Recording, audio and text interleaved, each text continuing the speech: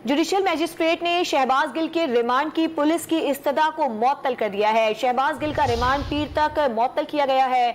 अदालत ने मुलजिम शहबाज गिल को पिम्स अस्पताल वापस दाखिल कराने का हुक्म दे दिया है। बात करेंगे रॉ न्यूज के नुमाइंदे मोहम्मद ताहिर नसीर ने हमें ज्वाइन किया है। ताहिर नसीर, क्या हुक्म में कहा गया है कि अदालत की जानिब से?